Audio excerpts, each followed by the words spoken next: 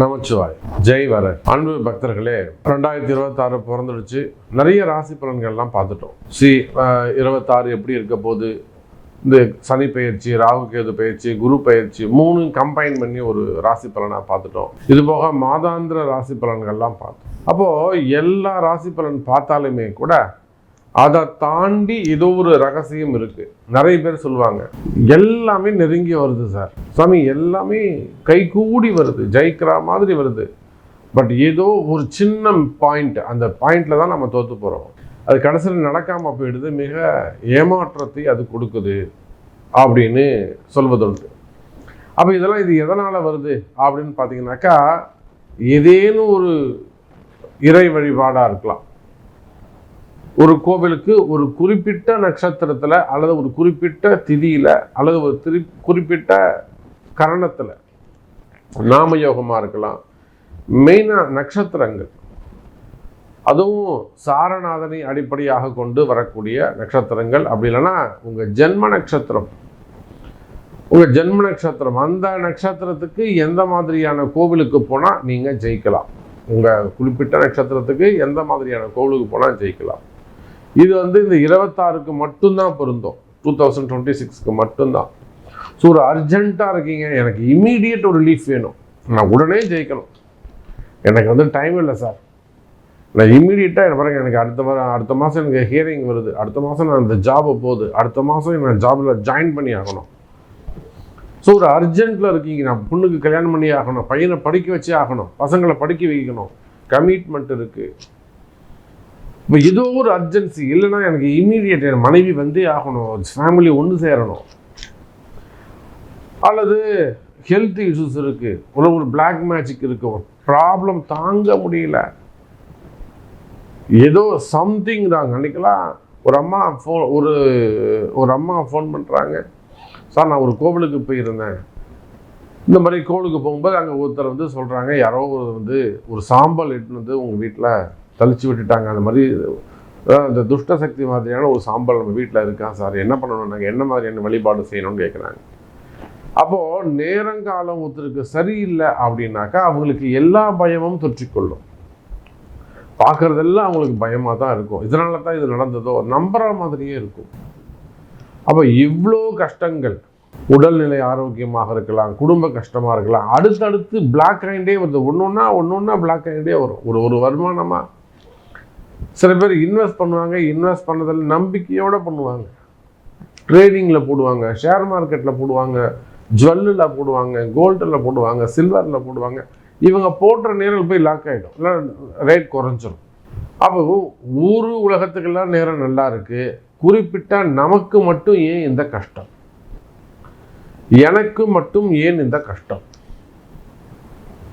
அப்போ உங்களுக்கு உங்கள் கஷ்டம் நீங்க வேண்டுமா? ஒரு சில ரகசியங்களை சொல்கிறேன்.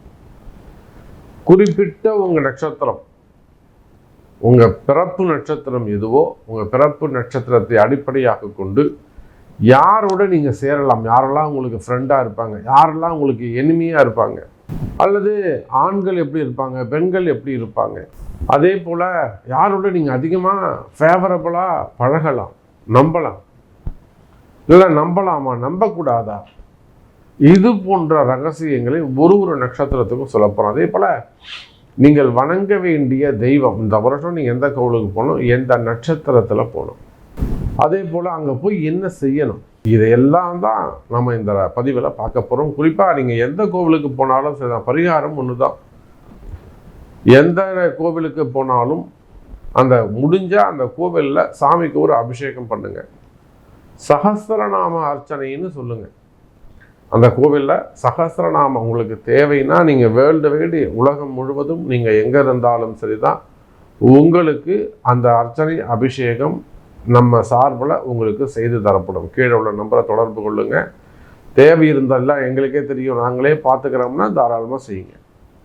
உங்களுக்கு உதவி வேண்டுமெனில் இன்னும் நம்மளுடைய கிளைண்ட்ஸுக்காக, பக்தர்களுக்காக அந்த அபிஷேகம், சகஸ்ரநாமம், அந்த பரிகாரம் செஞ்சு கொடுக்குறோம், ஃபோட்டோவும் உங்களுக்கு அனுப்பி வைக்கிறோம். அப்போது எந்த கோவிலுக்கு போனாலும் பரிகாரம்னு எடுத்துக்கிட்டிங்கன்னா இந்த நட்சத்திர பரிகாரம் இதுதான். எந்த கோவில் உங்களுக்கு விழுதோ அந்த கோவிலுக்கு குறிப்பிட்ட நட்சத்திரத்தில் நீங்கள் போகணும். அங்கே போயிட்டு சாமிக்கு ஒரு அபிஷேகம் பண்ணி 27 தீபம் ஏற்றி, அது எந்த எண்ணெய் அப்படிங்கிறது ஒரு நட்சத்திரத்துக்கு உள்ளே சொல்லுவேன், எந்த 27 தீபம் ஏற்றி ஒரு அபிஷேகம் செய்து சகஸ்ரநாம அர்ச்சனை செய்து 27 முறை வலம் வந்து நமஸ்கரித்து ஒரு அன்னதானம் பண்ணிட்டு வரணும். இதை செஞ்சீங்கன்னாக்கா மேபி நீங்கள் சொல்லக்கூடிய அந்த 1% தடைகள் விலகலாம். முயற்சி பண்ணி பாருங்கள்.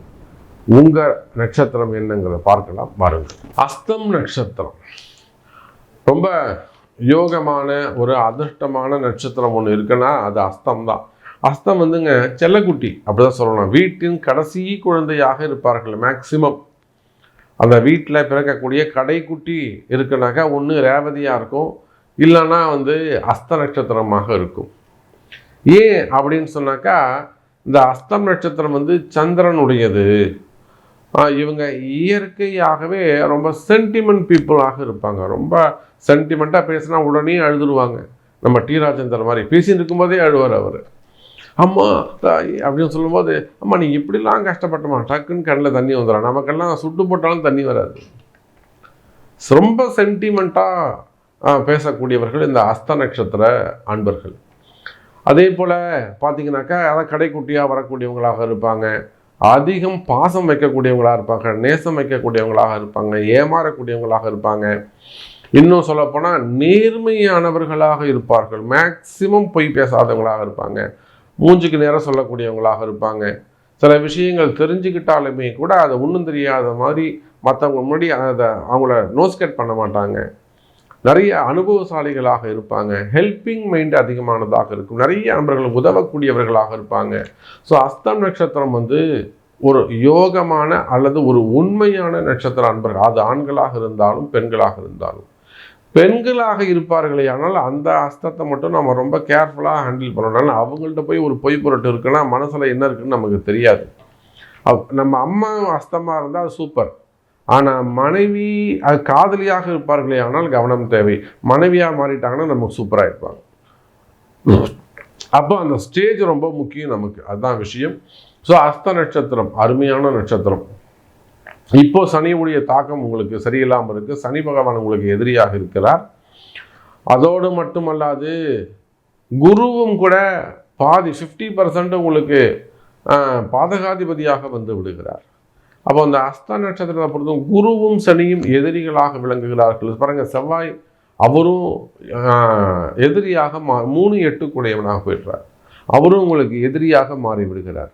யோகமானவர்கள் அப்படின்னு சொன்னது குரு தான் உங்களுக்கு யோகம், பாதி %. இப்போ நீங்கள் ஏதேனும் ஒரு குருவை வழிபாடு, ஜீவ சமாதிகளை வழிபாடு செய்வது, அகஸ்தியர் பெருமானிய வழிபாடு, சுகர் மகரிஷியை வழிபாடு செய்வது ரொம்ப ரொம்ப சிறப்பு. சுகர் மகரிஷியை வழிபாடு செய்யலாம். அப்புறம் ரோம ரிஷியை வழிபாடு செய்யலாம். அப்படி இல்லைன்னு ரோம ரிஷியை ரொம்ப உங்களுக்கு யோகமான ரொம்ப லக்கி ஒரு சித்தராக அமைவார். அப்படின்னா போகர் அவரையும் நீங்கள் வந்து வழிபாடு, திருமூலரை நீங்கள் வழிபாடு செய்யலாம். ஸோ இந்த மாதிரி சித்தர்கள் வழிபாடு உங்களுக்கு கை கொடுக்கக்கூடியதாக இருக்கும். அவங்கள பற்றி ரிசர்ச் பண்ணணும் நீங்கள், அதுதான் முக்கியம். வழிபாடு மீன்ஸ் என்னென்னா அவங்கள பற்றி ரிசர்ச் பண்ணுறது, அவங்கள ரொம்ப டீப்பாக அனலைஸ் பண்ணுறது, அவங்களையே நினச்சிக்கிட்டு இருக்கிறது. இதெல்லாம் தான் உங்கள் வாழ்க்கை தலையெழுத்தை இது மாற்றக்கூடியதாக அமையும். இப்போ உங்களுக்கான ஆலயம், அஸ்த நட்சத்திரத்துக்கான ஆலயம் அப்படின்னு பார்த்தீங்கன்னாக்கா மலை கோவில்கள் ஒன்று சோளிங்கர் நரசிங்க பெருமாளாக இருக்கலாம், அல்லது திருப்பதி பெருமாளாக இருக்கலாம். நரசிம்மர் அதிகமான வழிபாடு செய்வது மிக சிறப்பு. அகோபிலமாக இருக்கட்டும், இல்லை மெயினாக சோளிங்கர் வந்து சோளிங்க சிங்கப்பெருமாள் கோவில், இது போன்ற நரசிங்க வழிபாடு உங்களுக்கு கை கொடுக்கக்கூடியதாக இருக்கும். அப்படின்னா திருப்பதி சென்று வருவது சிறப்பு. மெயினாக இங்கே திருமஞ்சனம் பெருமாளுக்குனாலே அது திருமஞ்சனம் நைவேத்திய பொருள், சக்கர பொங்கல் நைவேத்தியம் ரொம்ப ரொம்ப ரொம்ப கை கொடுக்கும். பானகம், இதை வந்து நீங்கள் 500 பேர் 1000 பேர் கூட கொடுக்கலாம், தப்பே கிடையாது. பானகத்தில் வந்து பனங்கற்கண்டு அல்லது பனை வெல்லம் சேர்க்கணும். நார்மல் வெல்லம் சேர்க்கக்கூடாது, பனை வெல்லம் சேருங்க. பனை வெல்லம் சேர்த்து ஏலக்காய், கிராம்பு, இஞ்சி, லெமன், இந்த மாதிரியான மூலப்பொருட்கள்லாம் போட்டு ஒரு பானகம் செய்வீர்களே ஆனால் அதை வந்து கோவிலில் எல்லாருக்கும் ஒரு 200 பேருக்கு 300 பேருக்கு பானக விநியோகம் பண்ணுவீங்கன்னா அது மிகப்பெரிய அன்னதானமாக அது அமைந்து விடும். அப்போ இது போல் உங்களுடைய வாழ்க்கை ரகசியங்கள், உங்களுடைய வழிபாட்டு தெய்வங்கள் இதெல்லாம் இன்னும் கூட டீப்பாக நீங்கள் அந்த ரகசியங்களை தெரிஞ்சுக்கணும்னா நிச்சயமாக அதுக்கு உங்கள் பிறப்பு ஜாதகம் அவசியமானதாக இருக்கும். ஸோ இங்கே வந்து தீப எண்ணெய், இலுப்பை எண்ணெயில் நீங்கள் தீபம் ஏற்றுங்கள், கை கொடுக்கும். அஸ்தம் நட்சத்திரம் வாழ்த்துக்கள்.